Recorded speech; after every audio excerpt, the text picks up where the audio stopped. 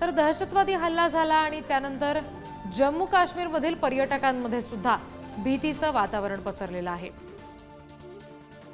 पाकिस्तानच्या दहशतवाद्यांच्या काश्मीर नरसंहारामध्ये सहभाग असल्याचं समजतंय। 8 ते 10 दहशतवादी हल्ल्यात सहभागी होते। 5 ते 7 जणांचा प्रत्यक्ष सहभाग होता।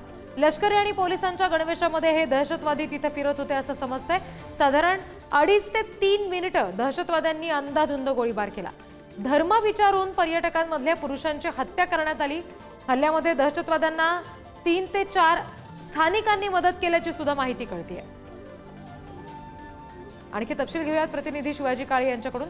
शिवाजी, या हल्ल्यासंदर्भात आता आणखी काही खुलासे होताना दिसत आहेत। धर्म विचारून त्या ठिकाणी अशा पद्धतीने हत्या करण्यात आल्याचं देखील समोर येत आहे। हे जे दहशतवादी आहेत त्यांचा कोणता जात धर्म नसतो, ही खरी बाब आहे। आणि सगळ्यात महत्त्वाचं म्हणजे याच्यामध्ये धर्म आणून पुन्हा एकदा कुठेतरी एका धार्मिक द्वेष निर्माण करण्याचा प्रयत्न केला जातो एका दहशतवाद्यांकडनं। आणि भारतामध्ये देखील आंतरिक कुठेतरी गृहयुद्ध व्हावं धर्मावरून याचा प्रयत्न केला जातोय की यामागे काही षडयंत्र आहे का हे समजून घेणं गरजेचं आहे। त्यानंतर स्थानिक काही लोक मदत करतात का, तर निश्चितपणे या दहशतवाद्यांना स्थानिक लोक मदत करतात। मात्र पर्यटकांवरती हल्ला झाल्यानं आता ही मदत थांबली जाणार आहे, कारण स्थानिक लोकांचं पोट हे जम्मू काश्मीर मधील पर्यटनावरती अवलंबून असतं। त्यामुळे दहशतवादी कधीही अशा पद्धतीने हल्ला करत नाहीत। आणि आता हा जो हल्ला झालेला आहे, या हल्ल्यानंतर स्थानिक जे जम्मू काश्मीरचे भारताचे नागरिक आहेत ते अशा पद्धतीने मदत करणार नाहीत, दहशतवाद्यांना थारा देणार नाही, कारण त्यांचं पोट आता उघड्यावरती येईल। त्यांना जे पर्यटक आहेत तो थांबला तर जम्मू काश्मीर मधील आर्थिक स्थिती जी आहे ती अडचणीत येऊ शकते। त्यामुळं या सगळ्याच्या बाबतीमध्ये अंदाधुंद जो गोळीबार झाला, साधारण 2 ते 3 मिनिटं गोळीबार झाल्याचं समजतंय आणि याच्यामध्ये 26 लोकांचा मृत्यू झालेला आहे।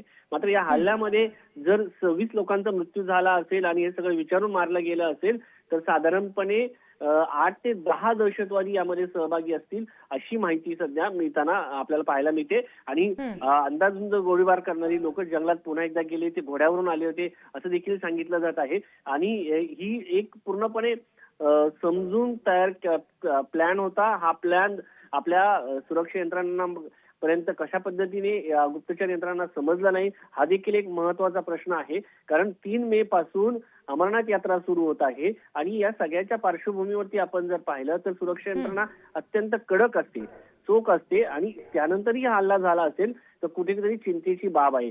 दुसरा मुद्दा, या सगळ्याच्या पार्श्वभूमीवरती आपण जर पाहिलं तर राहुल गांधी असो, विरोधी पक्षनेते, त्यांनीही अमित शहा यांना फोन करून या सगळ्या गोष्टीची माहिती घेतलेली आहे। देशाचे पंतप्रधान देखील अलर्ट मोडवरती अर्धवट दौरा सुरून सौदी अरेबियाचा भारतात आल्याबरोबर त्यांनी ज्या पद्धतीने एअरपोर्टवरती बैठक घेतली, तर एकंदरीत पाहता दहशतवादाविरुद्ध आणि पाकव्याप्त काश्मीरमधून होणाऱ्या या हल्ल्यांच्या विरुद्ध देश जो आहे तो पूर्ण एक आहे। आणि भारत सरकार सोबत म्हणजे विरोधी पक्ष असो किंवा सत्ताधारी पक्षातील लोक जे आहेत, देशाच्या सुरक्षेच्या बाबतीमध्ये कुठलंही राजकारण होणार नाही ही सध्या तरी आपल्याला पाहायला मिळते आणि हे भारतासाठी अत्यंत महत्त्वाची बाब आहे। निश्चित। शिवाजी, धन्यवाद दिलेल्या या सगळ्या तपशिलांसाठी। पहलगाममध्ये जो दहशतवादी हल्ला झाला त्या सगळ्या संदर्भात आता अनेक खुलासे होताना दिसत आहेत। याबाबत भारत सरकारकडून सुद्धा सातत्यानं आता बैठका सुरू आहेत। स्वतः गृहमंत्री सुद्धा काश्मीरमध्ये तळ ठोकून आहेत आणि आर्मीचं सर्च ऑपरेशन हे अजूनही सुरू आहे। आता इथल्या स्थानिकांकडून जी मदत दहशतवाद्यांना केली जाते ती सुद्धा लवकरच थांबेल, कारण पर्यटकांवर थेट हल्ला झाल्यामुळे त्यांचं सुद्धा पोट उघड्यावर येण्याची शक्यता आहे आणि त्यामुळे त्या दृष्टीनं सुद्धा आता या बाबीकडे बघता येईल। अनेक पर्यटक जम्मू काश्मीर सोडून निघायला आता सुरुवात झालेली आहे, कारण प्रचंड भीतीचं वातावरण या हल्ल्यानंतर त्यांच्यामध्ये सुद्धा निर्माण झालेलं आहे। अनेक पर्यटक हे जम्मू काश्मीर सोडून आता निघायला सुरुवात झालेली आहे। अंधाधुंद गोळीबार करण्यात आला पर्यटक ज्या ठिकाणी होते तिथे।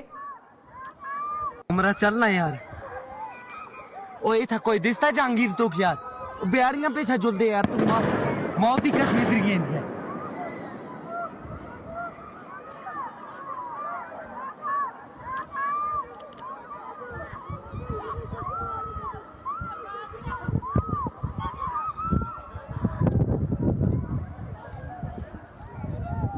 उमर उमर ओ ताजुल दे यार।